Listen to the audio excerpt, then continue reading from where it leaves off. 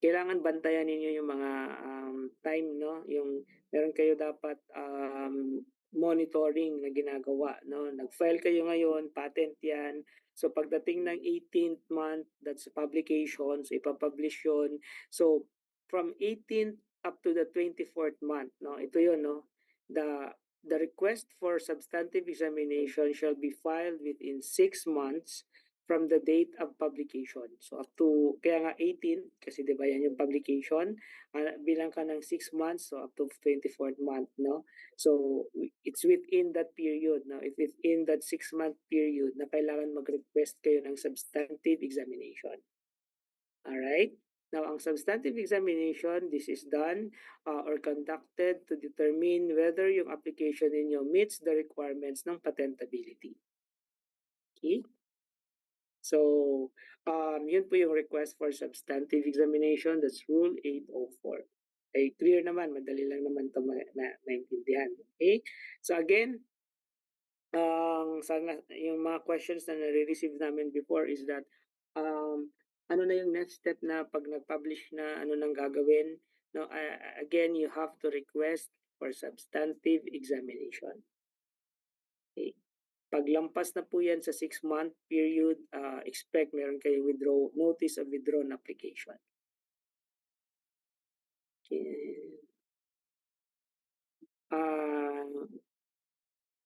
Automatic po yan, ma'am, no? On the 18th month talaga ipapublish yung application. So yun yung kanina, i-connect natin dun sa question ni Sir Peter, no? Na ano yung mangyayari if halimbawa may formality defect, pero hindi nyo pa na-correct, sabi di ba ng examiner, kung ano yung nasubmit previously, yun ang ipapublish nila.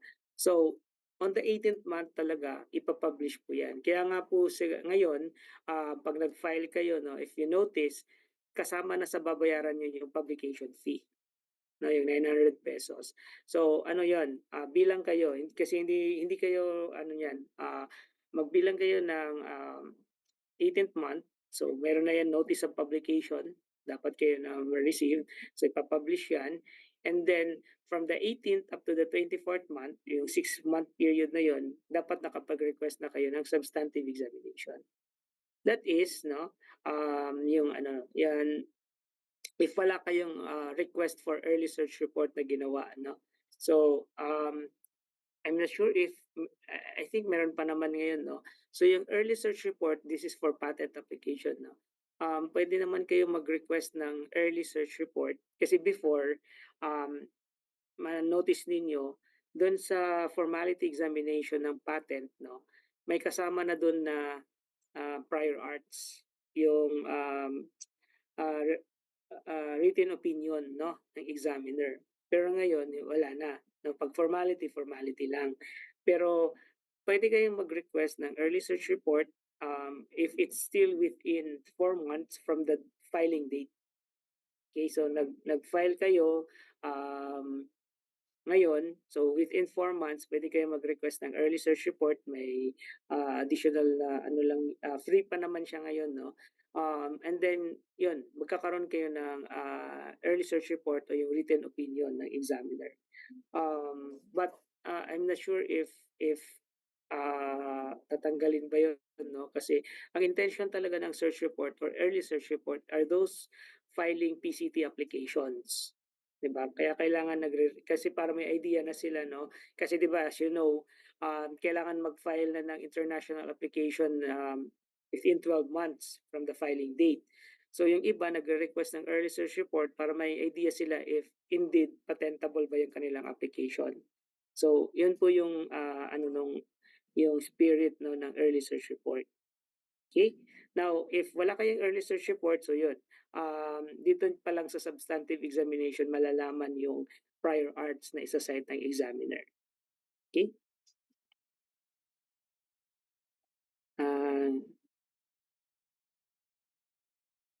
Okay, pwede naman yun, Sir John, no? Kung okay na yung formality nyo, request na kayo ng substantive, that's okay. And yung early search and written opinion request, sir, once na comply na. Not necessarily, sir, no? Kasi like I said, yung early search report, pwede nyo yan i-request within 4 months from the filing date. Pag lampas na, wala na po yun. Okay? Ano na yun, mag-antay na lang kayo ng substantive examination. Okay? Sige, hope clear? Sige. Next, so ito yung substantive, no? So like sinabi kanina dun sa Rule 804, kinakonduct ang substantive examination para makita if patentable ba, no, yung inyong application. So, paano natin yun malalaman? So, doon na may assess yung novelty at saka inventiveness and then yung industrial applicability, no? Yung assessment ng mga patentability requirements. So, paano natin yan malalaman or magagawa? Review lang natin yung ginawa natin dun sa patent drafting training natin, no? So, andyan yung importance ng prior arts, no? So, kung alam niyo na paano maghanap ng prior arts, alam niyo na paano mag-analyze ng prior arts or yung invention spotting, madali sa inyo mag-amend or mag-justify. Kasi ang kaibahan lang yan during the patent drafting training, dati prior arts nyo yung pinagbasihan nyo, di ba?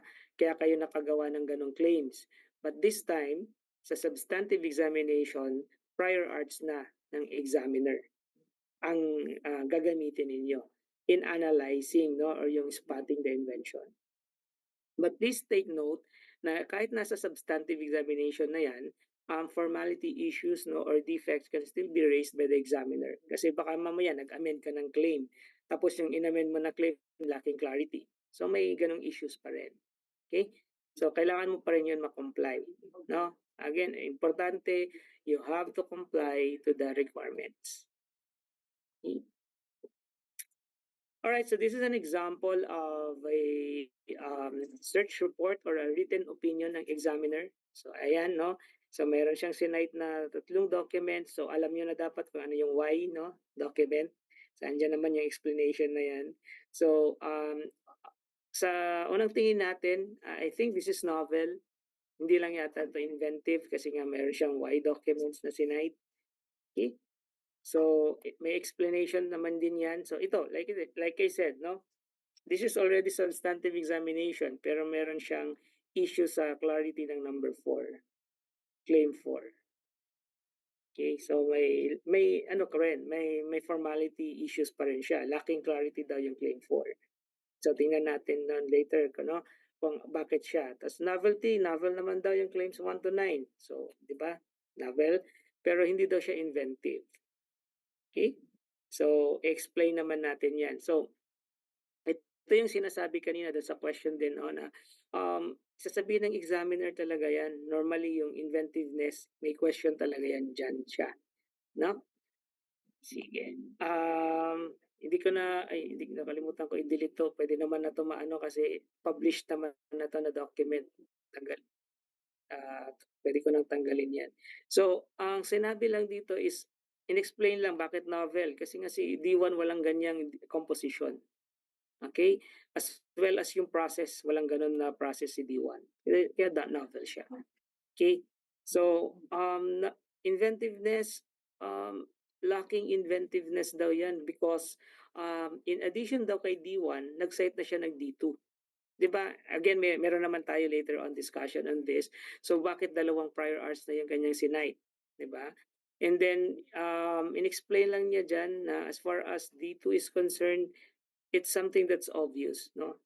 Pag kinonsider ko si D2 and D1, yung claims 1 to 4 and claims 5 to 9, it's obvious. Kaya nga sabi niya, in light of the teachings of D1, in view of D2, and common general knowledge, yung general knowledge na daw, claim 5 is deemed not to be inventive because a person skilled in the art will be motivated to modify the process. So, ganun din. Ganun din yung dito niya, no? Yung sa claim 1. Such claim is deemed not inventive because a person skilled in the art, starting with the solve in D1, would be able to try and use the cinnamon oil based in teachings in D2. So may teachings si D2 na ito ang ginagamit, tapos si D1 mayroong solve na pag kinumbine niya daw yan, more or less yun yung co-result. Okay? So ito yung sinasabi kanina ni Sir nang nag-question. So, pero pag binasa mo to, and meron kang nakita na, yes, may teaching si dito na ganyan, meron ganyan si D1 pero meron akong ibang ginawa. So ano yon? Kasi baka yun yung inventive mo na part. And then you just need to ask, either i-amend yung claims mo, kasi baka nasa claim 3 yun, di ba? Or i-justify yung inyong claims. But ito, talagang i-question yan ng examiner if sa tingin niya na meron ganoon namang teaching plus may general knowledge pa. So it's up to you now to respond, no? Paano mo siya mas mako-convince na it's still inventive kahit na nag-exist si D1 at saka si D2. Okay?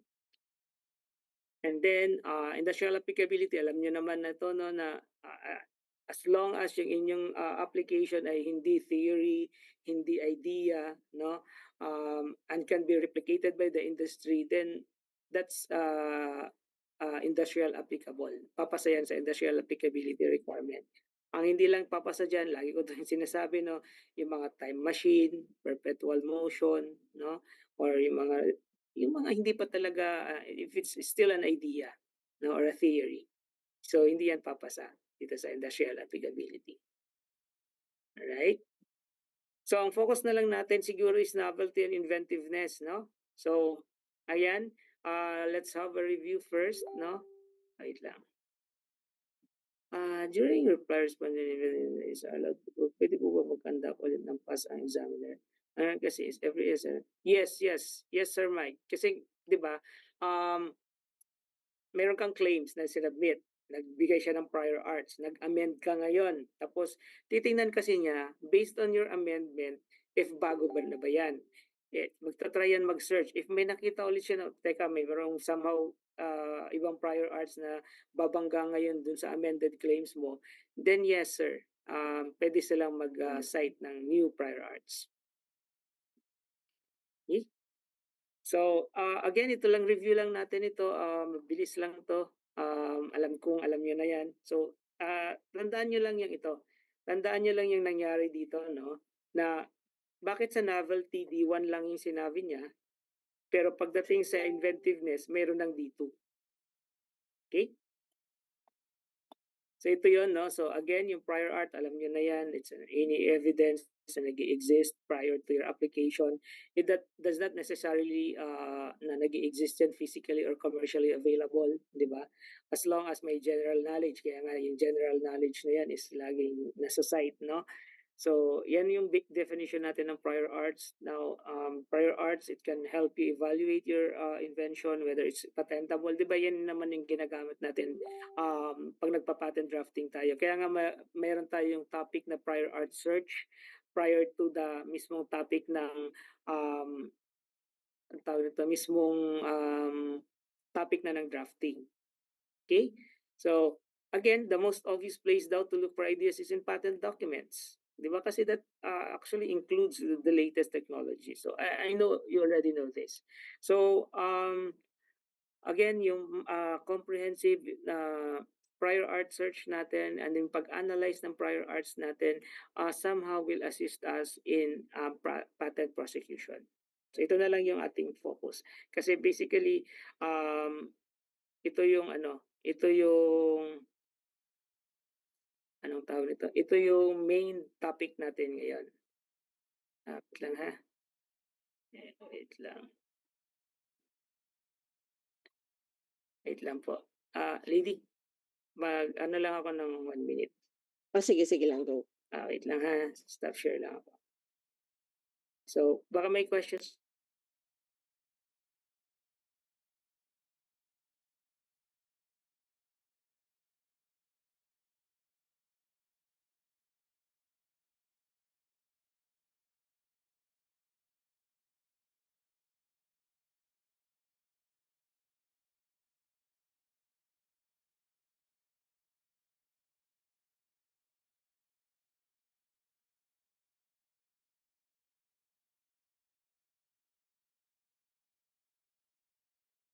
Sorry po, sorry. Okay na, naririnig na ako, lady. Yes, loud and Alright, clear. alright. Sige. Sorry for that, no. So again, ang focus na lang natin ngayon is bakit kailangan marunong tayo mag-analyze ng prior arts is that this will help you, no, in patent prosecution. So hindi lang yung nung nag-file kayo, no. Sabi nga kanina ni Lady, ang ano lang naman natin is hindi lang yung mismo um, basta lang anong tawag dito, nag-file lang tayo. Because you still need to prosecute your application. Okay? Alright, so how do we do that? So again, yung prior art analysis, ginawa nyo yan bago nag-file, bago kayo nag-draft ng inyong application. And then now, na nasa prosecution na kayo, mayroon ng sinight na prior arts yung examiner, mag-aano ulit yan ng prior art analysis, no? So na-reject yan kasi lacking inventiveness. So again, babalik ulit kayo, no? Dun sa prior art analysis. Either you draft or amend your claims, you file or respond, no? And then dito ulit, no? So ang pag-uusapan natin ngayon is paano ba natin ulit i-analyze yung prior arts? It's basically the same, no? So kung ano yung pinag-usapan natin before ng patent drafting training, yung invention spotting, is the same. Okay? So again, this is an example of a search report. I know alam niyo naman na yung itsura niyan. So yung A, X, and Y, bakit Y document yan, bakit X document yan, no? So an X document, normally ginagamit yan for for novelty issues, di ba? Pero pwede rin yan gamitin for inventiveness issues. So baka may makita kayong X document ang sinight niya, pero sabi niya novel naman. Okay? Pero X document siya because a standalone document, naka-question pa rin niya yung inventiveness ng technology. Kaya nga yan nakalagay, no? The claim invention cannot be considered novel or cannot be considered to have an inventiveness when the document is taken alone. Okay? Yung Y, yan yung may mga partners, no? Pag ginamit yung Y document with other Y document, that can actually question yung inventiveness. Pero novel yan, pag Y document, di ba? Pero pag X, either hindi yan novel or hindi yan inventive. Pero novel siya pero hindi inventive pag kinonsider na isang document lang siya. Okay? Sige. So again, ito review lang ito, no? So again, when we talk about X, Y, or A document, ito yon, no? So yung document C, in this particular example, ito yung invention mo, would appear na parang X document siya because this is novelty killing, no? Kasi lahat ng meron ka, meron din yung document C. So hindi na bago, di ba? Y document on the other hand are those documents na meron kayong similarities pero hindi naman lahat. Okay? And then A documents, ito yung pinaka gusto natin sana ma-cite ng examiner because these are documents na walang effect sa novelty and inventiveness natin. Parehas lang siguro kayo ng field, no? Okay. So in this particular example, like ito, no, dito papasok yung prior art analysis, no? Ito yung invention mo, ito yung mga prior arts, no? So again, ano yung closest prior art natin? It's D3. And then as far as D3 is concerned, parang kung ang sabi mo lang is a body, a lead eraser, metal plate, more or less meron yan si D3. Di ba? So ngayon, dito papasok yung importance ng prior arts, no, in drafting your claims. Let's say ito lang yung invention mo pero may prior art ka na sobrang advanced. Pero pag titingnan mo, parang iba naman pa rin. 'Di ba yung technology mo? Pero hindi mo po pwedeng sabihin na wooden body because si D1 somehow yun yung kanyang technology din. 'Di ba? Hindi ko rin pwedeng i-focus sa eraser siguro kasi may eraser naman. No? So ano yung focus ko ngayon? Again, babalik kayo dun sa ano ba yung problem na in the first place na you identified, no, and that you wanted to solve. Kaya kayo naggawa ng technology. Okay? So baka naman mamaya yung body nito, iba yung composition sa body niya. So definitely, pwede natin i-claim yung composition ng body nito. Kasi sigurado naman tayo na iba yung body niyan sa body na to. Okay? So yun po yung analysis na part. Alright? Pero later, i-ano natin. So ito yung mga categories again ng documents, no? So you just read yung mga kung ano yung sinasite ng examiner, but please take note, andyan yung O na mm, mm, na-disclose na yan, no? Sa exhibition, oral disclosure, na-publish na yan, no?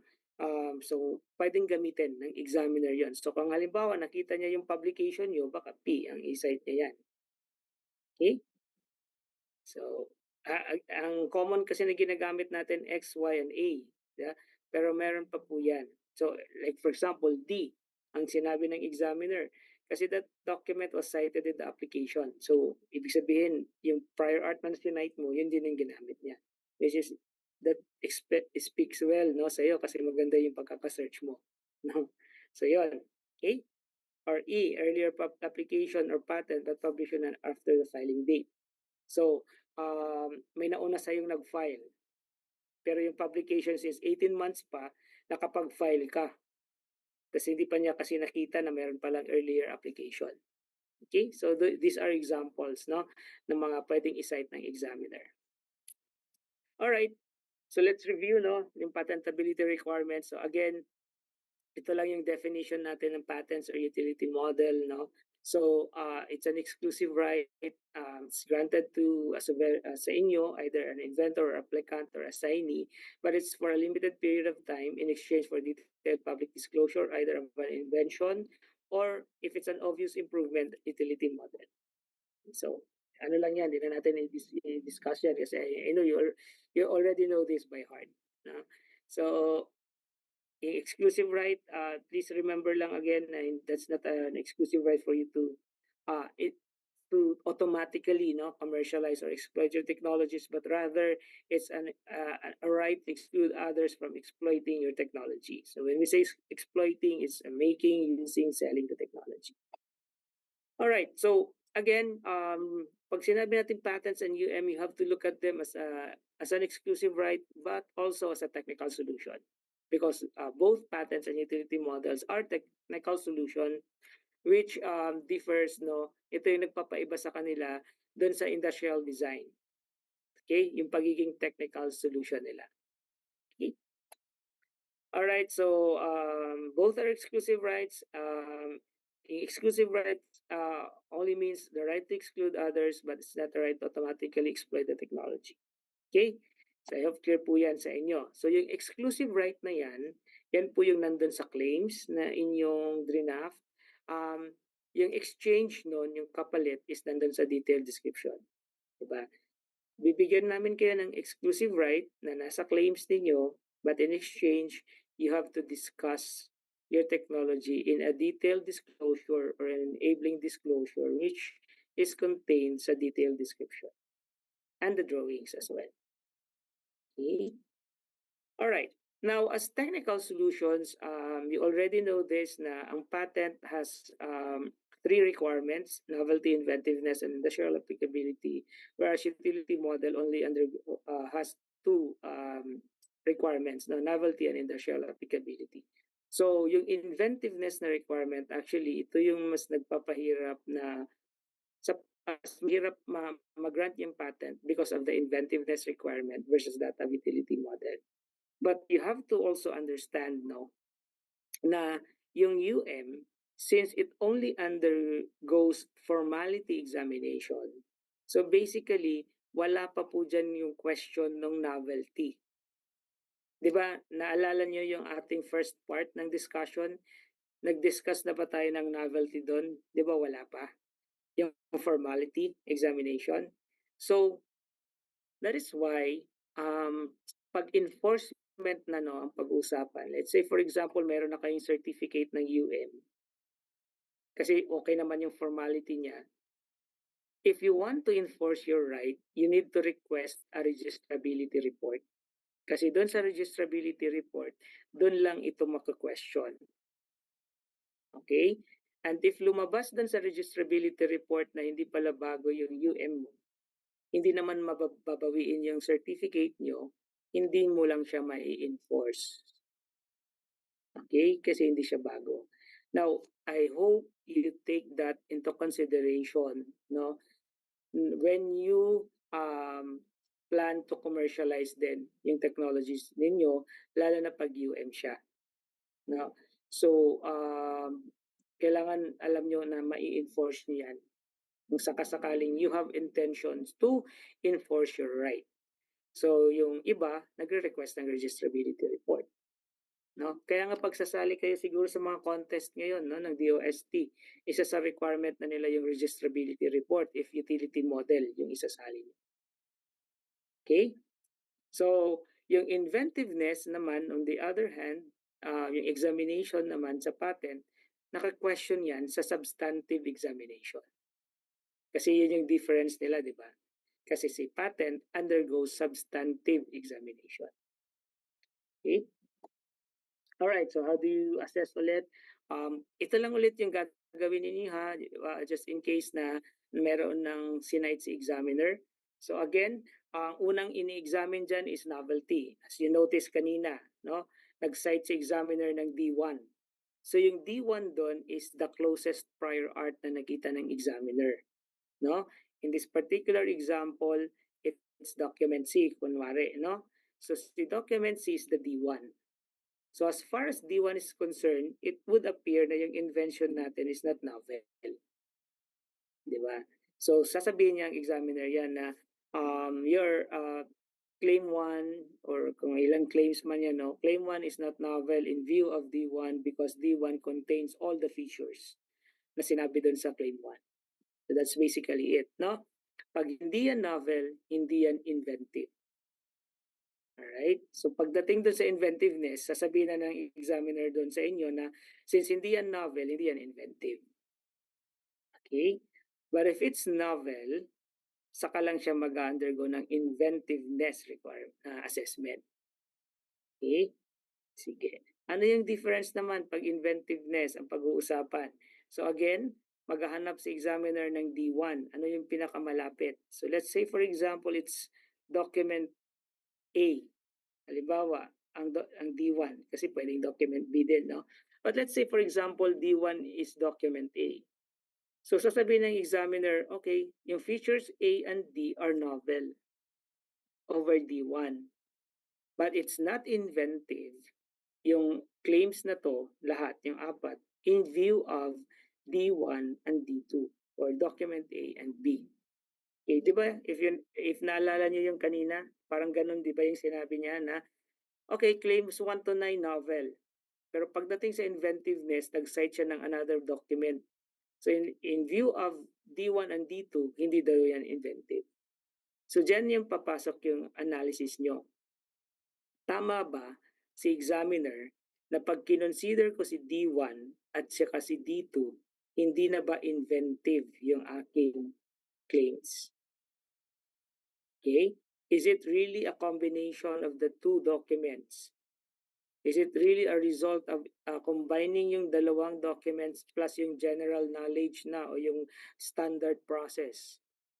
If meron pa rin kayong sagot na no, what makes, ano yung reason ng no na sagot mo?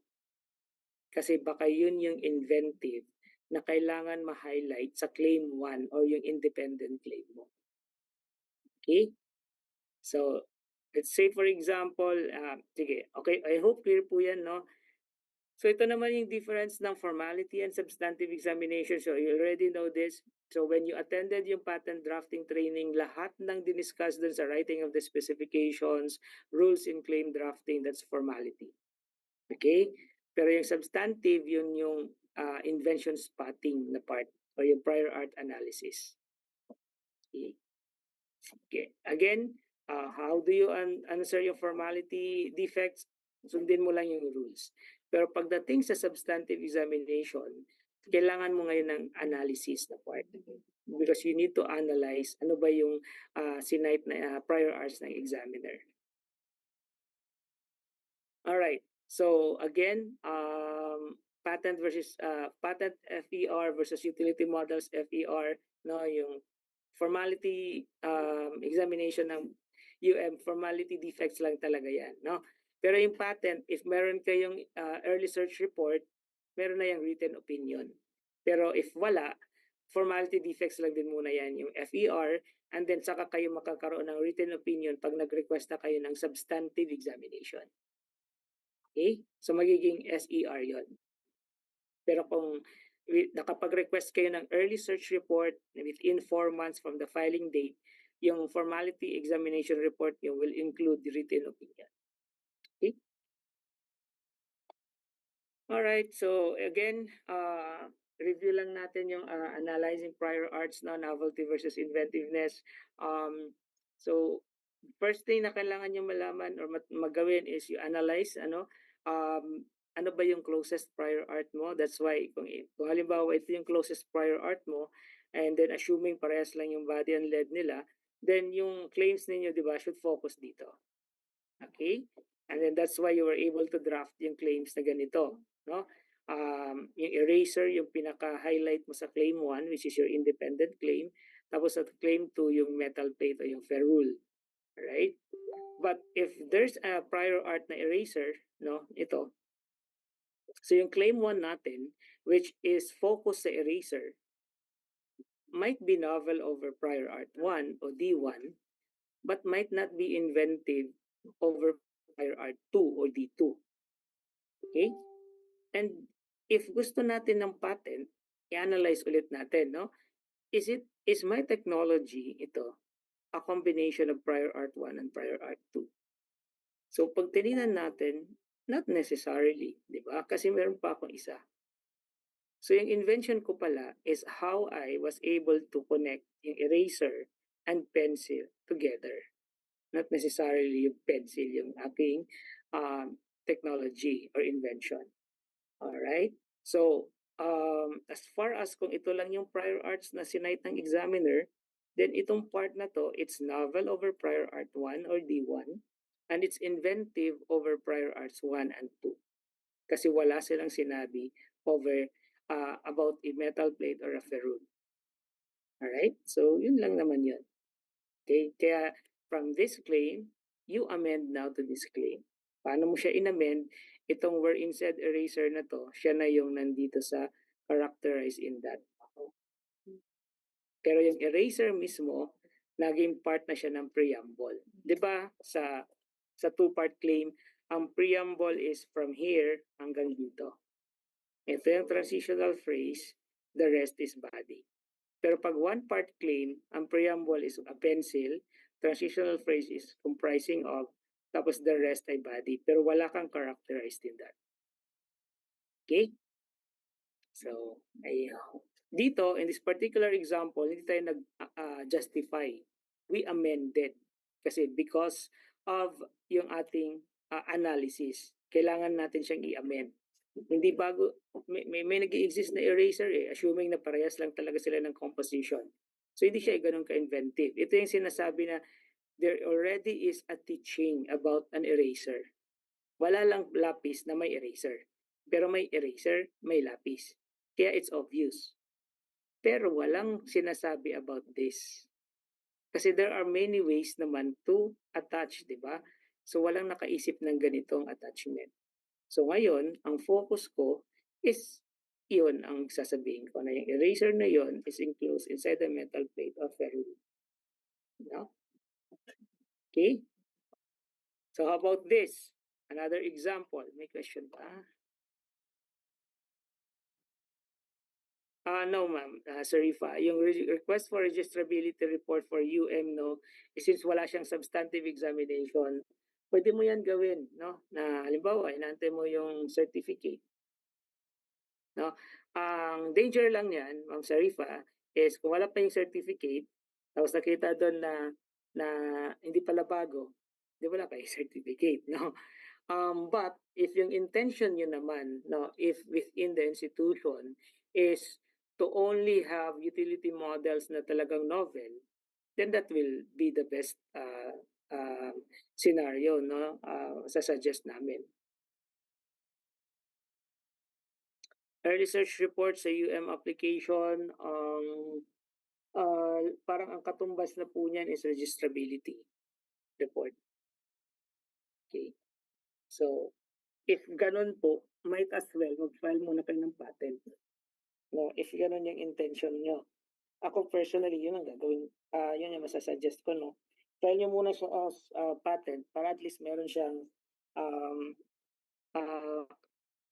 tawag nito, substantive 'no, para 'pag hindi niyo talaga nakita niyo hindi niyo kayang ilaban, request kayo ng ano, conversion. That's just my ano po ha. But again, depende po 'yan sa ano ninyo, within your institution. But again, if utility model 'no, and since,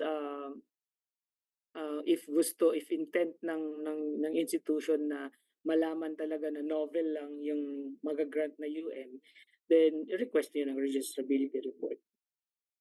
Yun nga lang 'no, if hindi talaga bago, 'di kayo mabibigyan ng certificate, okey? But if it's after the fact, nagkaroon na kayo ng certificate, kaya saka lang kayo nag-request ng registrability report, kasi gusto niyo ngayon i-enforce, hindi naman mababawi, like I said, hindi babawiin yung certificate pero hindi siya novel, 'no?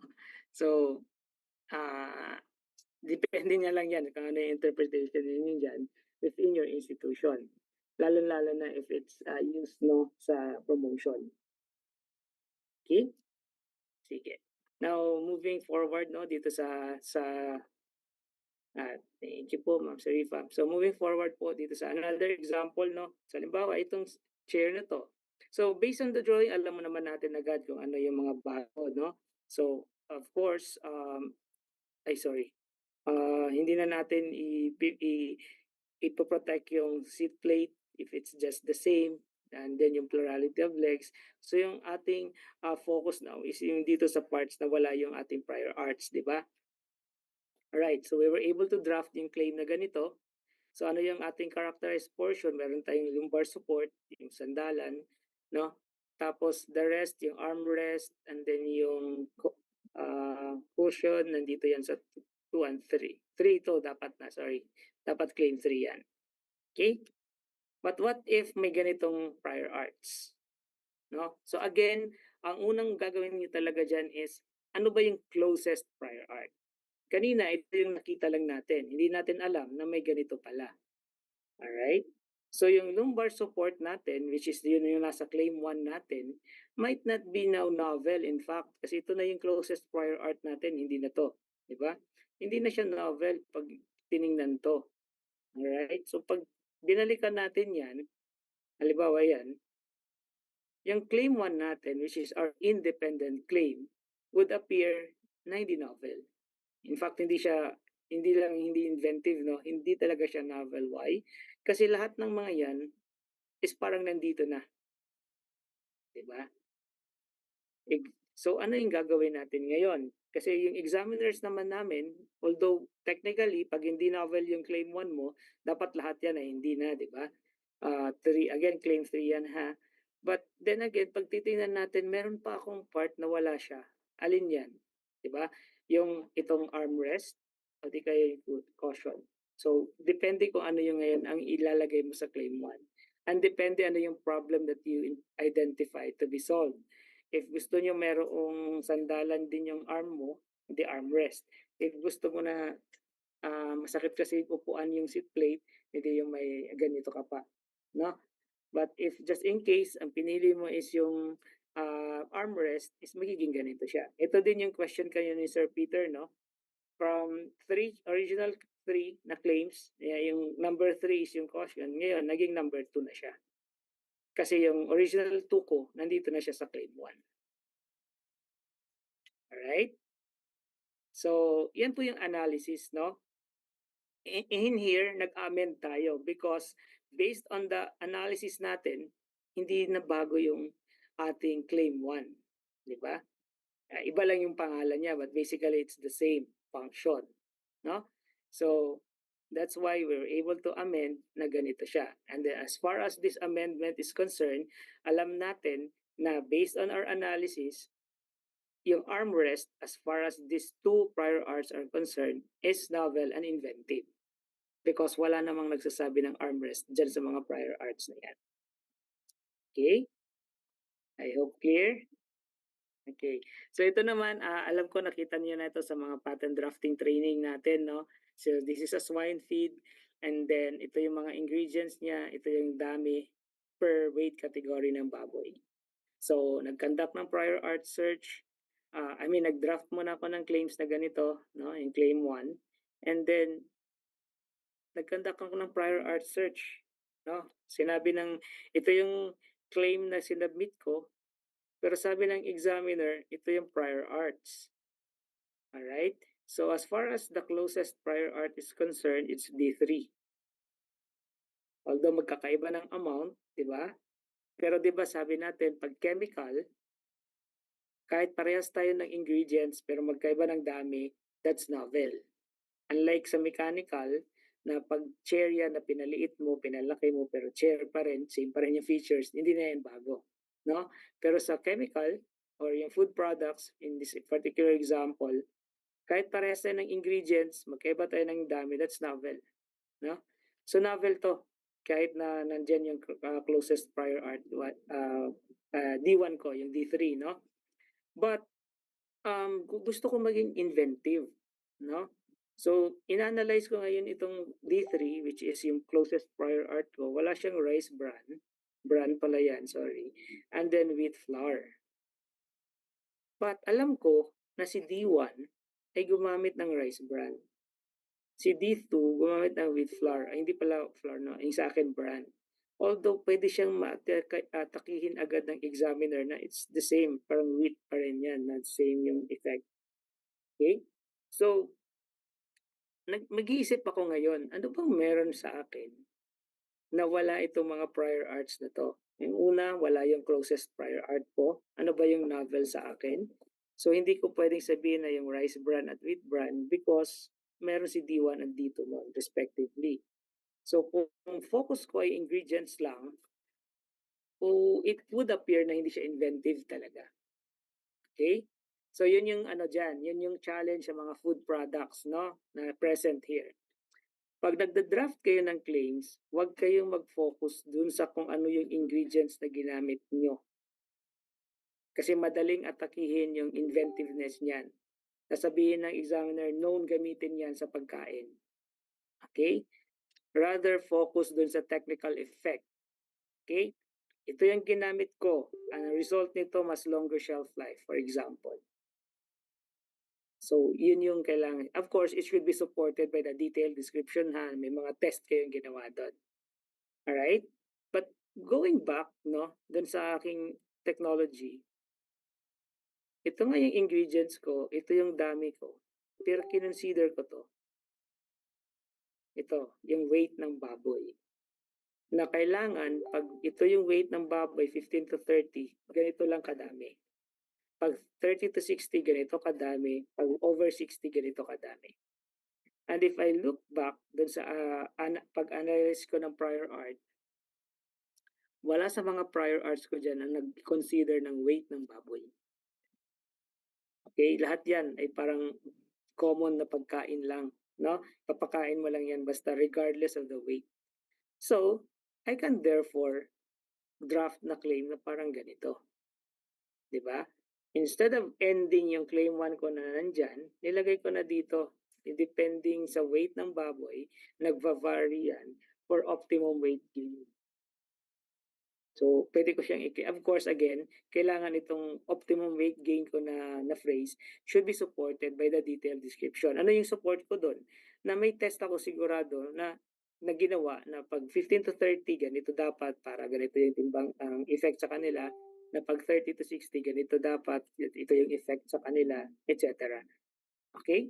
Now, 'pag ganito na yung claim 1 ko, I can say now sa examiner na this claim is novel and inventive because none of the prior art cited considered yung weight ng baboy na kakain and ano yung effect nila doon. Nakuha po, no? Hopefully na ano no, for those mga chemical people na present. So again, um, mga food products diyan 'no, ang challenge sa inyo is that 'wag kayong mag-focus dun sa kung ano lang yung inyong ingredients na ginamit. But dagdagan niyo 'yan, ano ba yung technical effect or advantage ng ingredient na 'yan, okey? So I hope clear, So 'yan po yung analysis na part. So nag-amend ako ng claim, dinagdag ko 'to, and this time around sasabihin ko sa examiner na with this, I can say na this is novel and inventive, okey? So Again, from this claim, naging ganitong claim na siya. So again, ito yung challenge sa mga food products po ha. Kailangan meron kayong effect na brought about or ng inyong composition. Alright, so once again, pag sinabi nating novel, it's novel versus one prior art, di ba? Kasi one document lang. Tapos once na may na-identify tayong novel feature dyan, yun lang yung i-assess natin if inventive ba yan. Okay? And then, yung if yes, it still remains unique and makes our technology superior, then yun po yung inventive na part ninyo at yun dapat ang ma-highlight sa claim 1 ninyo. Okay? So how do you use prior art analysis? Basically, parang ganito lang ulit yan. Ulitin lang natin yung ginawa natin. Alright? So, we have this invention. Ito yung claims ninyo. No? And then, ito yung prior arts niya. So, analyze lang din ulit. And then, ito yung sasabihin ng examiner. Di ba? So, D1 discloses a pencil with a body and a lead. However, D1 fails to disclose a pencil with an eraser. Okay? So, okay, novel yan. However, pagdating sa inventiveness, hindi siya ganun ka-inventive because yung eraser exists. Di ba? So, anong gagawin ninyo? Amend. Diba? So ito na yung gagawin niyo, no? Kasi may claims na kayong sinubmit. Tapos yung claims ninyo na yan, titingnan ninyo if meron ba si D1 or si D2 niyan. Okay? So yun lang naman yung kinaibahan nung nagda-draft pa lang kayo kasi yung nagda-draft kayo yung kanina, yung parts, no? Pero ngayon na magre-respond na kayo sa examiner's action, claims na dapat ang nakalagay dyan. Ano yung claims na sinubmit ninyo? And then ano yung relevance niyan kay D1 and D2? Okay? And then, lagayan na ng remarks. This is just a simple representation na you can have your own, no? And then, pakita nyo dun sa remarks, no? Kasi yung remarks nyo will guide you, no? Ng, oh, ako lang ang meron nito.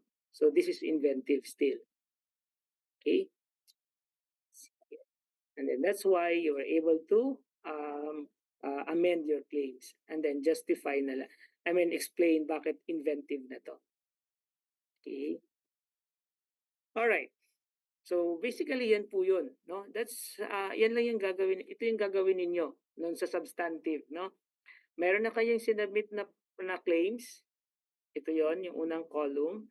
And then may isa-cite na prior arts examiner. Yung D1, that's the closest prior art. Okay? Magsasite yan ng another prior arts, pwedeng D2 o D3, depende sa kanya. And then sasabihin niya na in view of the D2 or D3 pa, and ikinumbine ko si kay D1, hindi yan inventive. So it's up to you now to analyze if tama ba si examiner. Okay? So gawa kayo ng table na parang ganyan para mas madali sa inyo. Alright? May question ba dito? Wala. Okay, sige. Mag-exercise tayo ng konti, no? Bago tayo mag-proceed sa letter. Papakita lang akong sa sample letter and then that's it, no? Okay, sige. Exercise. Identify possible formality defect. Just for me to know na nakuha ninyo. And then i-correct nyo, no? So i-type nyo lang sa chat box yung inyong sagot. Ano yung formality defect dito?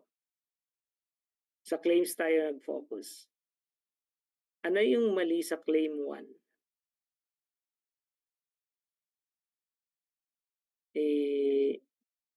Sige. Alright. Very good, Sir John. Sir Nasi, no? Lacking antecedent. Anong ibig sabihin nun? Baka gustong explain ni Sir Nasi. Alright. So, yan. Alam ko na talaga yung mga bihasa na, no? So, ano yung antecedent? Kasi nga, di ba, the use of a or an, basically, no? So, yan. Correct. So, yan. So, dapat a platform yan, di ba? At least Devs characterized as a backers, okay lang. A platform to, no? So, So basically, parang ganyan, no? Platform, paragraph that said device, wherein said backrest. Kasi kanina, ayan. So kung halimbawa, ito yung sinabit ninyo, and then nagsabi si examiner na mali ito, no? That's informal or lacking clarity din kasi ano ba to na platform. Hindi mo pa naman siya binanggit. So, i-amend nyo yung claims nyo, ganyan. And then sasabihin niyo sa examiner na claims 1 and 2 are amended as follows. Okay? Alright? Sige, ito. So, hanapan niyo siya ng ano, hindi ko lang alam kung kasama ba sa ano ko tong 3, no? Baka kasi nagkamali na naman ako. But again, isa na dyan, yung dapat 3 to. So, ano yung mali dyan?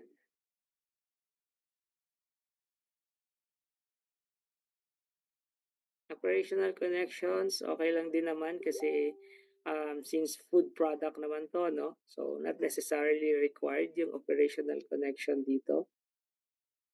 So, ganun din yung kanina, no? Yung the use of a or an din siguro.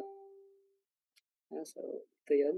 So, if you answer this, yung claim 2 lang actually. At saka, itong 3, no? Hindi ko na correct. Kasi dapat 'di ba, 'pag ito nasubmit mo tapos 4 na 'yan, that's a formality defect kasi dapat 3 'yan, okey? Dali lang 'no? So right, ito, ano yung mali diyan? Ah, very good. Ito, anong mali dito? May specific rule tayo 'pag method, gerund, correct. Okay, correct, very good. So 'yan 'no, easy. So 'pag nag-submit kayo, ganito na dapat, okey? Madali lang. So, gano'n din ito 'no. So, it's still, 'yan. Pero ito, ang additional lang dito is, 'yan, may mga said 'no. Kung may nangyari na do'n sa unang process, i-refer mo siya ng parang said 'no, kasi you're referring back do'n sa nangyari. Ito, to form a solution, said solution, okay? To obtain a mixed solution, said mixed solution. Okay? Kasi kung naka-up pa rin yan, that's lacking clarity. Okay? Sige. Thank you, Sir Nasi, Sir Mike, and Ma'am Zara. Alright? Sige. How about ito? Ito, ayan ako na lang. Anong ano dyan?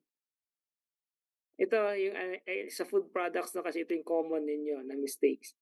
Yan, 'pag hindi 'no, I'm not kasi may iba na baka hindi nila tanggapin lang 'yan. So, lagyan niyo ng, scientific name, 'yan, okey?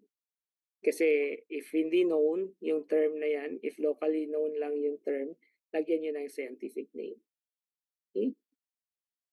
True or false, hindi ko na ito sige, true or false, the technology is protected only in the US, therefore I can still file for the same exact technology in the Philippines. Just for me to know na na-gets niyo.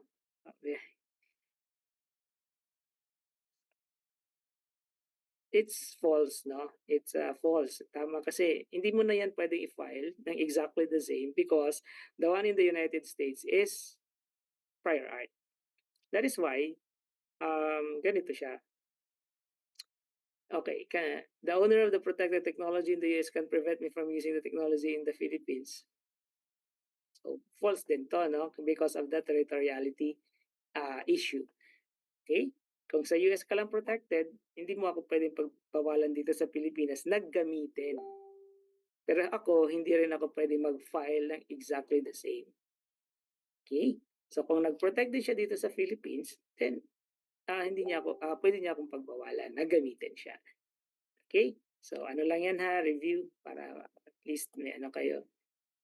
Okay, ito formality or substantive. The description is insufficient. So madali lang naman 'no? That's, anong defect 'yan? Substantive, formality, 'di ba? Normally it's formality, 'di ba?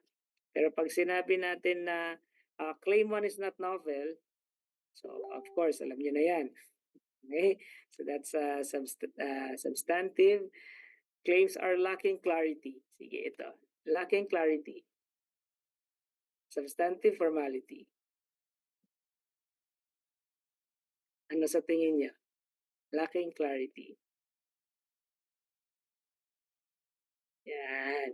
Formality siya, di ba? But sometimes nag-appear pa rin siya sa substantive, pero ang question niya is more on the format. Okay? Not inventive, of course, parehas lang yan dun sa not novel. So, pag novelty and inventiveness ang pinag-usapan, that's substantive in nature. Okay? But if format lang, lacking interrelationship, lacking clarity, that's formality. No? Page number should be continuous, that's formality. Drawing page should include name and signature of representative, of course, that's formality. Okay, dali lang, no? Alright, exercise 2. Amend claims, no? Based doon sa, hindi na natin ito ano kasi medyo mahirap kasi kailangan nyo mag-type. But basically, so kung sinabi niya claims 1 and 2 are not novel, so that will give you an idea na yung claim 3 is, di ba? So what you need to do is amend claim 1 to include claim 3. So paano? Ito. So by the way, when you submit no yung inyong reply, dapat meron din kayong ganito yung marked up claims. Ito yung tinatawag nating marked up.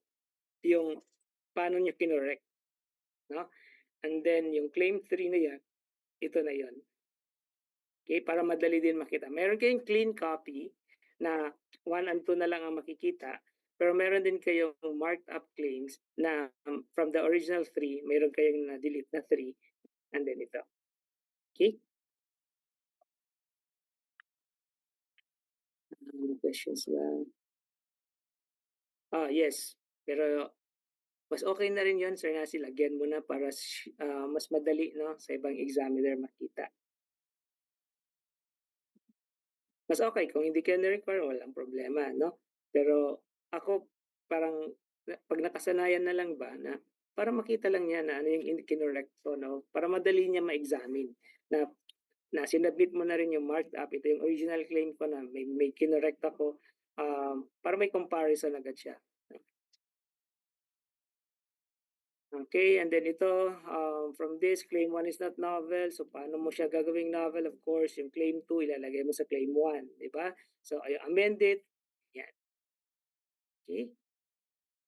Or, pwede mo rin itong said compounded emulsion dito. Idugtong mo siya. Kung one part claim lang gusto mo. Okay? Ito naman, justify daw. Hindi siya i-amend, no? So, claim 1 is not novel but inventive. Sabi ng examiner, the use of xanthan gum as an emotional stabilizer is known. Therefore, it's obvious. Kasi ang sabi mo dito, yung stabilizer mo is a mixture of xanthan gum and sodium stearoyl lactylate, no? Pero ang sabi naman niya, is xanthan gum? Yes, known. Pero ito, yung combination niya might not be. Di ba? So, pwede mo ngayon siyang i-justify, no? So, example lang to hindi to ibig sabihin na ito yung talaga parang ang point ko lang dito is if may mga ganitong questions minsan no, yung examiner, pwede niyo naman i-justify yan if sa tingin niyo meron pa kayong pwedeng justification na ibigay.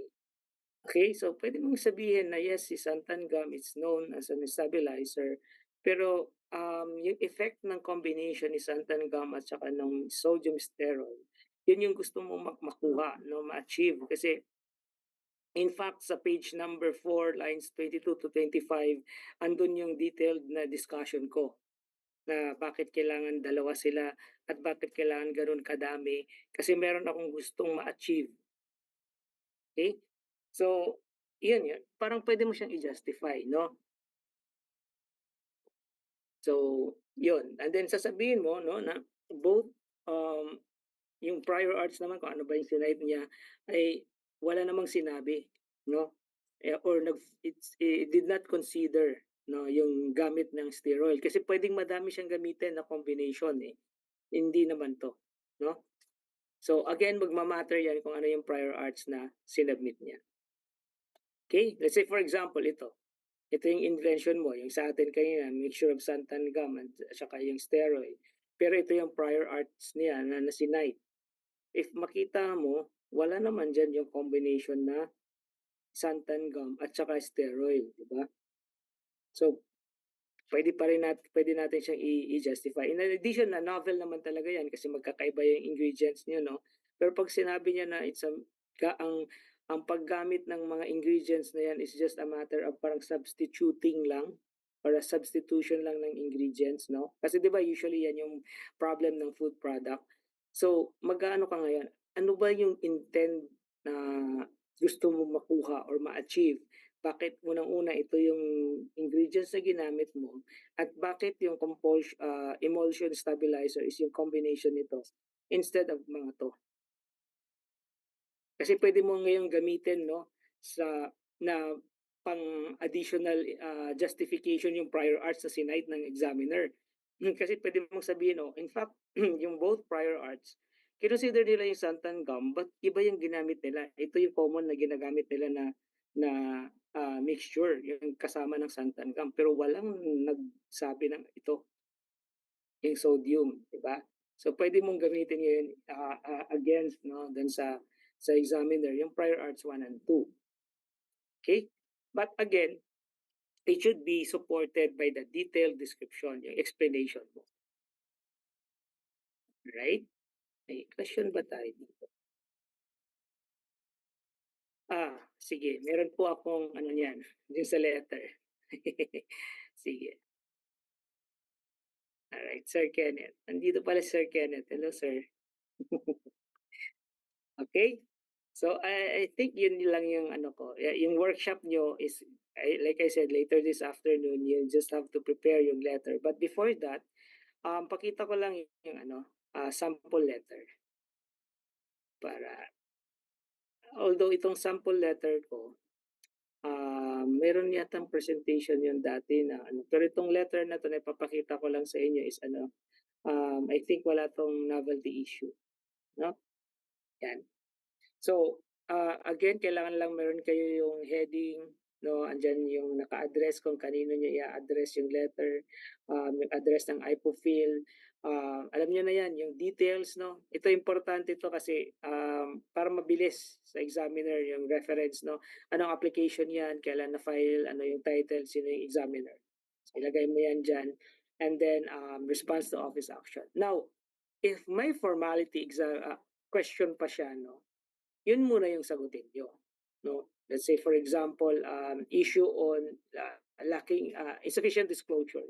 So ilagay niyo diyan, to answer the insufficient disclosure question by the examiner, the description or the specification is amended, blah blah blah.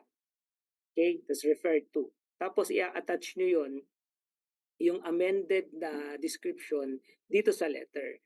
Kasi since one file lang ang kailangan, 'di ba, i-submit, pag gumamit kayo ng e-doc file, so, once nagawa niyo na yung response letter niyo, mamaya explain ko naman 'to, dito niyo po i-a-attach. So ito yung clean copy, ito yung marked up claims. So, yan po yung question kanina ni Sir Ken, no? So, one file lang yan. Okay? Now, kung buong specification ang i-submit nyo, ilagay nyo lang siya dito ulit, attach. Kasi sasabihin mo lang naman dyan na attach R, di ba? Na amended claims, amended specification, amended abstract, depende kung ano yung pina-amend sa inyo. Right? Now, dito tayo sa novelty or inventiveness. If walang question si examiner sa novelty, then we thank the examiner lang, no? And then inventive step is may question siya. If nag-amend kayo, then claim 1 is amended as follows. Pero if hindi kayo nag-amend, gusto niyo lang i-justify, then sasabihin niyo lang na, with all due respect to the examiner, we believe that the presently drafted application or that the submitted claims are novel and inventive. Tapos explain niyo bakit. Okay? Pero kung nag-amend kayo, ito yung amendment, and then ito yung explanation. Okay? So, again, dapat sasabihin nyo agad yung mga prior arts na sinite niya. Both D1 and D2 failed to disclose. D1, ito lang yung disclose niya. Si D2, ito lang. Tapos pag kinumbine ko naman yan, iba, hindi yan magre-result to my technology. And wala namang general knowledge on the use of ganito. Tapos, basis of amendment, saan yan? Ano yung support niyan, no? Anong line number, anong page number ng description kung saka. Alright? So, yan lang naman yung letter. Very simple lang, di ba? So, ulitin ko lang po ha. If formality lang yung pag-uusapan natin, then kung ano yung issues ng format. Lagay nyo, mas okay na rin yan. Pwedeng, again, this is just a suggested template ha. Pwede kayo magkaroon ng sarili nyo as long as itong mga information na to ay nandun. Okay? Tapos halimbawa dito, mayroong iba kasi nakita ko, kinapi nila mismo yung comment ng examiner. Like 1.1.1, insufficient disclosure. Tapos sa baba nun yung sagot nila. Specification is amended, please see attached revised or amended specification. Tapos 1.2.3, lacking clarity. Claim 1 is amended to answer the clarity issues raised by the examiner. Tapos C at amended claim. Tapos may attachment ka ng claims na amended na rin. Okay? Or 1.3.4, lacking clarity kasi walang period. No? So claim 1 is amended to include the period. So yun lang, no? Kung ano lang yung question sa inyo ng examiner, yun, isagot niyo lang siya dyan. Pwede na rin yun, magandang practice na rin yun, yung nilalagay niyo yung question ng examiner, tapos ano yung sagot niyo. Plus, yung attachments, wag niyong kalimutan. One file lang yan. So, tapos yung ano pa pala, kasi dapat continuous paging, di ba? Kung halimbawa, ang action ng examiner is dapat continuous yung paging ng abstract, description, and claims. So, paano nyo ngayon i-attach yun? So, dapat, yung iba, ginawa na lang nilang parang PDF, no, yung ina-attach nila dito. Tapos dito nagsisimula yung page numbering. 1, 2, para mapakita lang na continuous yung paging. Okay? So, one file lang siya. Yung letter should be the first page kasi para yung cover letter siya. And then yung mga attachment is nandito sa mga succeeding pages. Okay? Ulitin ko po ha. One PDF file lang.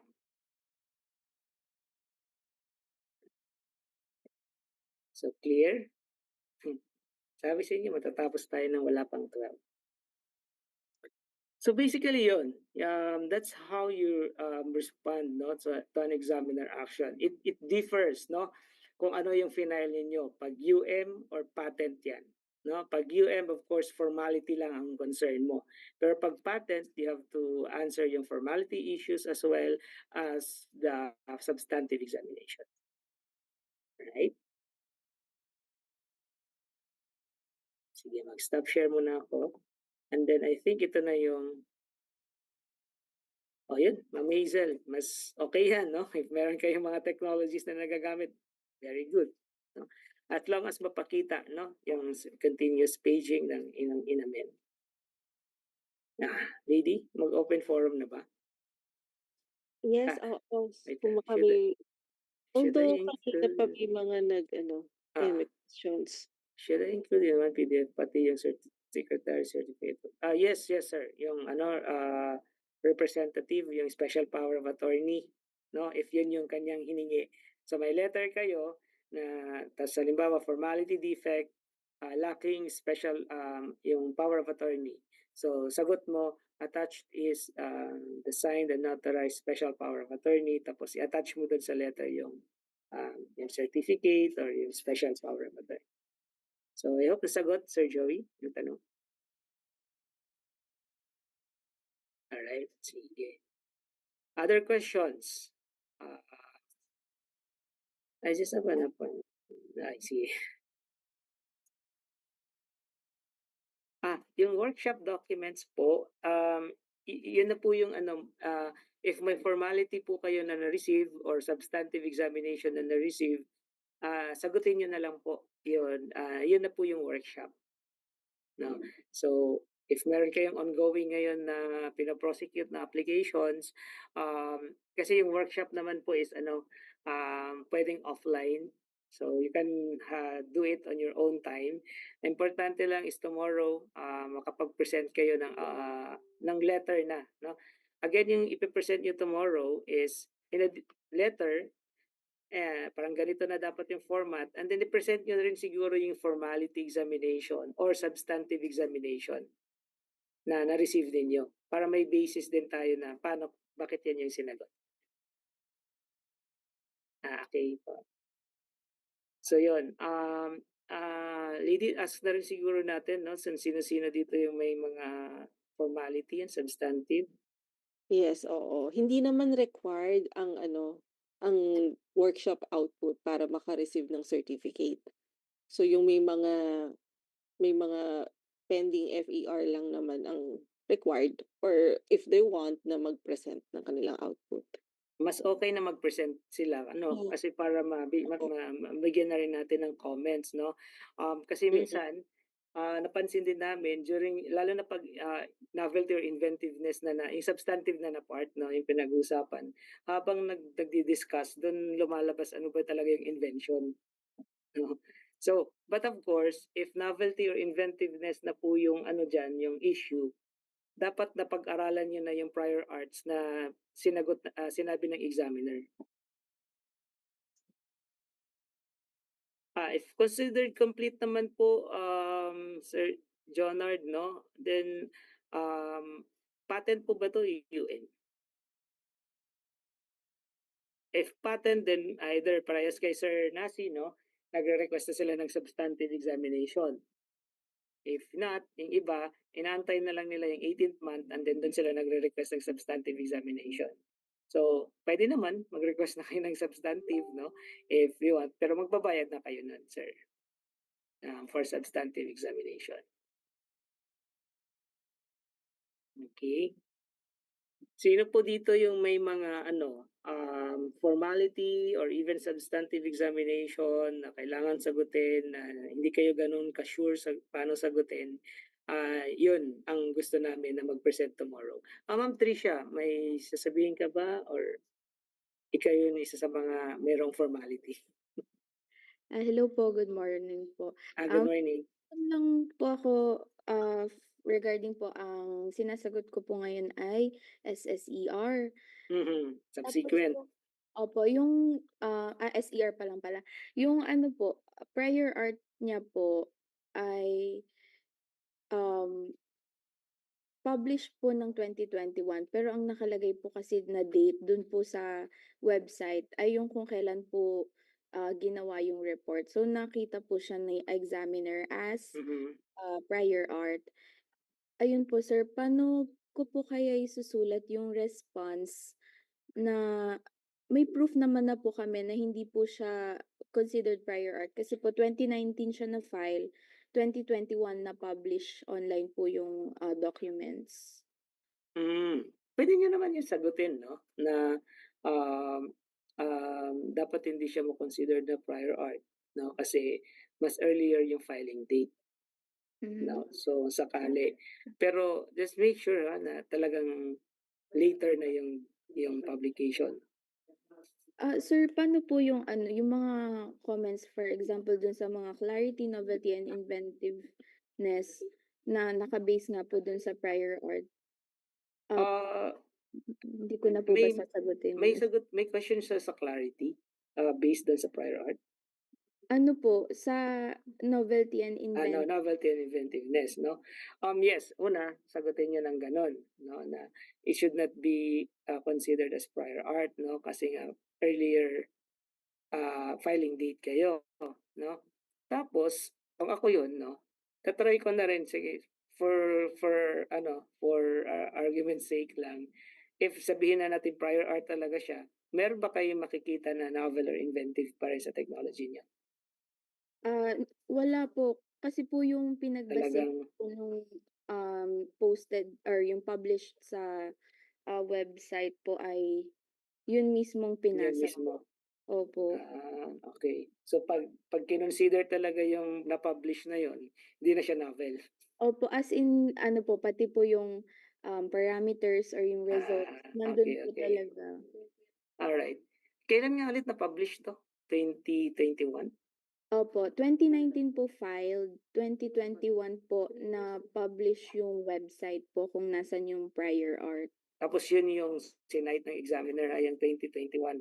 Opo, kasi po yung nakalagay sa website, yung date dun sa, um, parang page nung, prior art ay kung kailan po ginawa yung research, which is 2014, 2015 po. Baka yun yung inano ni examiner. Opo, Kaya yung although na-publish, na ano siya sa online ng 2021, pero yung research kasi is 2014. opo, So yun yung ano niya, yun yung pero yung research na yon ng 2014, ito lang, kasi tinitingnan ko lang paano iniisip din ng examiner. Is there a way na makita yon ng ibang tao na hindi siya online? wala po kasi po, parang ang pinublish po ay yung terminal report which is, considered po na confidential po sana kasi nga po Ah, filing. Pero since yan, filed naman na po siya ng 2019, ayun po parang pinublish po, sa yung website. whole Opo, pero ang nilagay nilang date po ay kung kailan yung research. research. Ayun, yan puwede niya i-justify siguro ng gano'n 'no? Na yung document na yun should not be considered as a prior art, kahit na halimbawa 2014 nag-start yung research because yung during the research hindi naman available yung information sa public, 'no? And then tsaka lang naman siya naging available sa public noong 2021 after na ma-file na. So sabihan niyo lang yun na yung claim naman is hindi siya public knowledge. Nung time na kahit na 2014 pa yung research. Opo, I-explain niyo na lang siguro yon sa letter. Tapos try mo siyang sagutin 'no, and then tingnan natin, ano mo bukas 'no, yung letter na yon.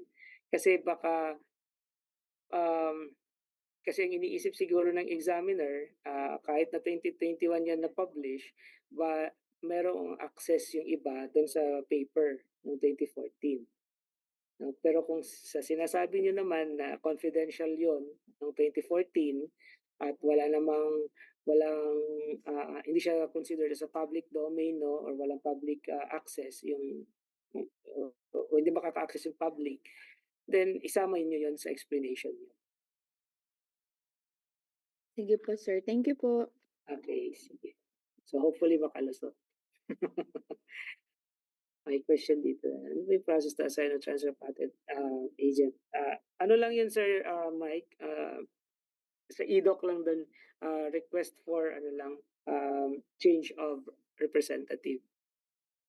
Thank Letter you, lang sir. din yun, Thank letter you, and thank you. then yung pipiliin mo dun sa e-doc is request for, yung change of representative. Kahit na nung ano sir, nung status halimbawa under EPR, SER kasi halimbawa yung organization is may changes yung ano ba yung tao halimbawa Ah, resign o lumipat. So yun yung cases eh. yes, So yes, sino kailangan yung mo lang i-update yung IPOFIL kasi yun nga yung ano, kasi baka mamaya ang kino-consider pa rin nila na, representative is yung wala na. sige sir, salamat sir.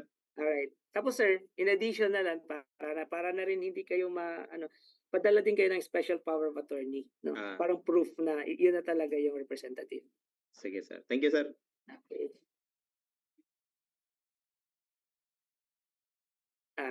Yes Sir Ken, tama 'no? Okey na rin yung special order, yung designation order tinatanggap din po yun. Okay. Medyo mas ano lang talaga sila sa non-ITSO. While waiting for the substantive hearing, can I publish the research output or wait na lang po for whatever the results of the substantive examination?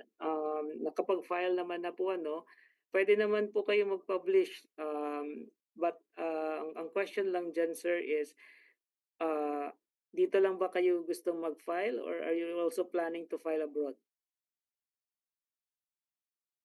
Kasi 'pag halimbawa mayroon din kayong intention to file internationally, I would suggest to file din muna 'no, pero kailangan may timelines kayo i-consider po 'yan. dapat nakapag-file na kayo within 12 months ng international application if via PCT. Pero kung wala naman kayong balak na mag-file internationally, yes, pwede nyo na yan i-publish kasi nakapag-file naman na kayo. Pero depende din yan sa, halimbawa, gusto mo makita muna ng sasabihin ng examiner, no, kung ano yung mga prior arts na isa-cite niya. But definitely, yung ipapublish mo, hindi yun gagamitin. As, if yun yung worry niyo po, no? Kasi nakapag-file naman na. Unless lang may parang ganun kanina na case na nakita kasi ng examiner na yung research pala is 2014 pa, no? So, kailangan lang ngayon patunayan doon na hindi na kahit 2014 pa yung nakalagay doon na sa research, hindi naman siya accessible sa public, no? So, yun yan. Required format po ba yung letter? Wala naman sir. Yun lang yung template, parang itsura lang. Pero yung font, siguro yung the usual font lang na gamitin ninyo. Yung Times New Roman, yung mga Arial, no? And then kahit size 12 sa 11 as long as hindi naman yan mahirap basahin, no? Wala naman tayong formality ano doon. Yung kaninang pinakita ko, yung suggested ano pa lang din yan para mas madali din sa examiner. Okay. If one of the inventors died before the application is filed, can we still include her name as inventor if they mention her name? Yes, yes, definitely po, no? Pwede naman. Kasi may effect din po yan sa ano, may effect din po yan dun sa royalty. In the sense na kasi pwede naman mag-assign siya ng ears or tagapagmana, no? So kasi hindi naman na-diminish yung kanyang contribution kahit na kasi 'di ba? May contribution naman talaga siya dun sa technology na yan. So include pa rin siya just in case mo-commercialize yung technology, then yung kanyang tagapagmana may makukuha. Hopefully nasagot, Ma'am Annalyn. Sir Joey, the mission is already presented in a conference and won some awards. They still have a year to apply. Yes, Sir Joey, no. But that's only applicable here in the Philippines, no. And in some other countries kasi nag-iiba. Yung iba 6 months, yung iba talagang absolute novelty sila. Dapat hindi pa talaga na-disclose. So yung pagsasali po sa mga contest, no, pag-present sa mga forum or conferences, that has an effect, no, if may balak kayo na mag-file internationally kasi medyo magiging limited na yung mga options nyo doon. But as far as sa Philippines, yes, you still have 12 months. Ang worry mo lang dyan, Sir Joey, is baka may nauna sa'yo. No, yung nakinig sa'yo sa conference, halimbawa. So, yun lang yung ano dyan. So, kaya mas advisable pa rin na bago kayo magsali sana sa conference na or sumali sa mga contest is na-file na hopefully, no? Para mas lesser yung worries ninyo. But pwede pa naman as long as wala pang naunang nag-file. What if po nag-file na ng IP tapos nauna yung pag-publish? End na po ba ng IP yung person niya? Hindi naman. So, yun nga po, no? Nauna yung publication, as long as it's within 12 months, no, yung 1 year, pwede pa naman yun consider na hindi siya prior art. I mean, as far as novelty, no, is concerned. But, ito yung tatandaan nyo lang. It might have an effect sa inventiveness. No, kahit na halimbawa hindi pa full disclosure ang sinabi ninyo. Ang lagi kong example dito, let's say for example, meron kang sabon na ginawa, tapos meron kang 5 ingredients. Pero sinabi mo dun sa publication, ingredients ito yung ginamit mo, pero hindi mo sinabi yung exact composition, yung exact na dami, no, per ingredient or composition. Sasabihin ng examiner, okay, novel yan, pero hindi yan inventive. Because the fact na sinabi mo na 5 yung ingredients na yan, known gamitin. So, magiging challenge sa inyo yung inventiveness. No? So, again, mas okay if nauuna yung filing, no? Kaysa sa publication. Namin talaga publication name. Yes, correct, Ma'am Zaira, no? Marami na po kaming ITSOs na nakapag-attest dyan na sila mismo yung sinite ng examiner, yung mga publications nila. So, pwedeng novelty killing, Puwedeng hindi, puwedeng inventiveness, killing, 'no? Ang meron po, Sir Paul, yung substantive examination may bayad po siya, 'no? So, ah, yung fees niyan nandun po siya dun sa website naman namin na hindi ko lang memorize talaga exactly magkano, pero mayroon pong bayad.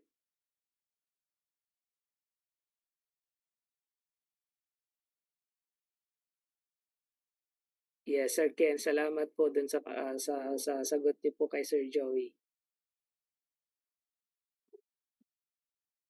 Ah, other questions po?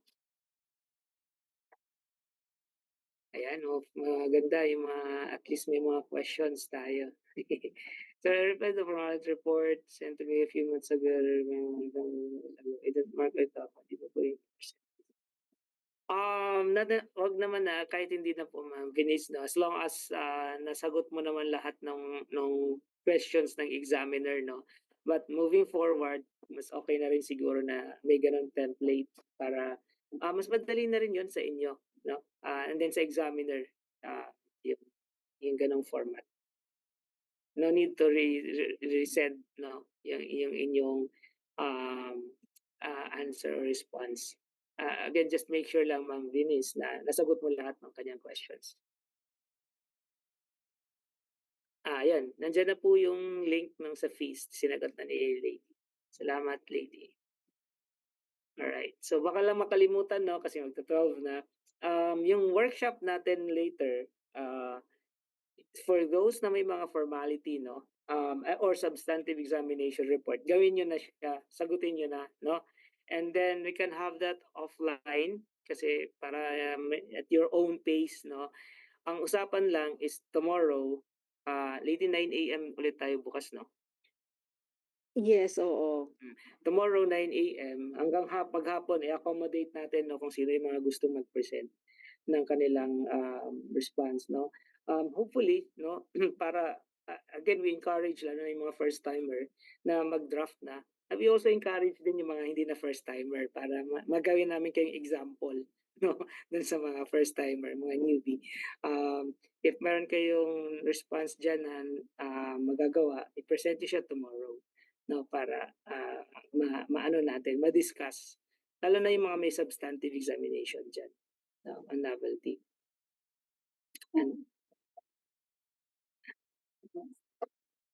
meron dito si Ma'am Sharifa. Ano po ba yung product and process are equals? Yes, yes, Ma'am Sharifa, no? Kung utility model ang final nyo, pero yung claims ninyo ay product and process, pipili kayo alin dyan sa dalawa ang mananatili dun sa unang application, and then alin yung ifa-file nyo ng bago. Let's say, for example, product, ang piliin ninyo, yung process, i-file nyo ng bagong UM. Okay? Alright. Sige. If you want din Ma'am Sharifa 'no, gawan niyo yun ang parang response 'no, na, ito yung, gusto niyang gawin na you are, applying 'no, for a new utility model for the process and you are choosing yung product na manatili dun sa UM. Para makita din natin yung paano ninyo craft yung response ninyo. Kasi may cover letter din yun ma'am 'no, bago kayo mag-request ng gano'n. Parang i-di-divide niyo kasi yung application. Okay? Sige. Other questions? Si Sir Ken, si Sir Nasi, at saka si Ma'am Zaira, dapat nandito kayo bukas kasi kayo yung mga experts.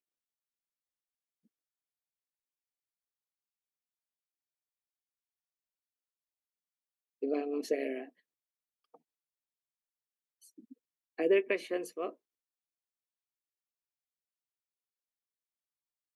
Sir, paano po kami po ay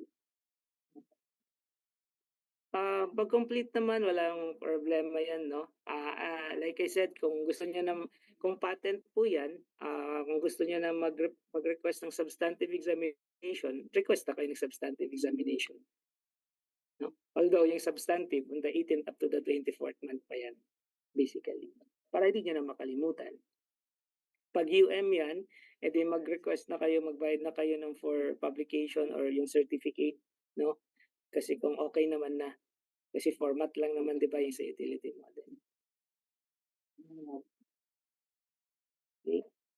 Pero wala po ba ditong ano, wala po bang violent reaction dun sa UM na mag-registrability report? But again, hopefully, if may intentions kayo to enforce the right, suggested po na may registrability report kayo. Okay. Wala na bang questions? If wala na, eh, ibabalik ko na yung ano kay Lady, and then bahala na si Lady sa instructions dun sa offline na workshop.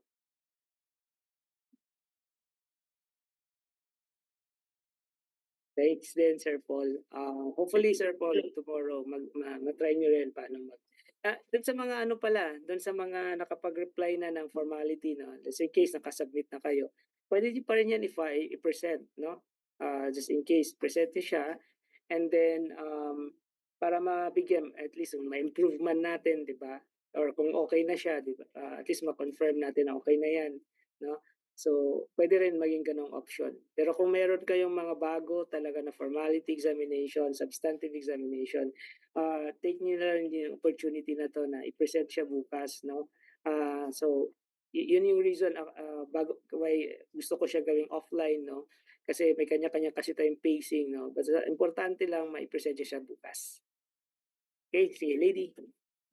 Okay, so hopefully po lahat ng questions nyo nasagot na and magiging ready na kayo tomorrow to present your outputs. Again, hindi po required naman lahat mag-present, hindi siya requirement for the certificate. Highly encouraged lang po yung may mga pending FER na mag-present ng inyong outputs. And for the materials, ito po yung QR code, yung link na send ko na sa chat box. Later po after the session, dun pa lang namin i-upload yung mga ginamit ngayon for your reference.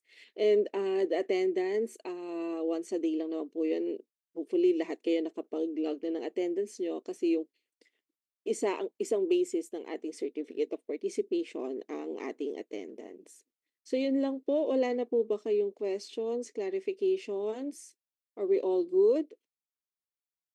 Okay, so yun lang po. Maraming salamat po sa pagsama sa amin ngayong umaga and we'll see you Lady, tomorrow. Ano po? nabigay ko na sa iyo yung materials, ha? Okay, sige, upload ko na So, lang dito. tomorrow na ulit tayo, no? Yeah, oo, tomorrow na po. Attendance, wait lang, ire-resend ko ang attendance. Wait lang. Thanks everyone. See you tomorrow po. Okay, thank you very much, everyone. Ano po, happy lunch po sa ating lahat. Thank you.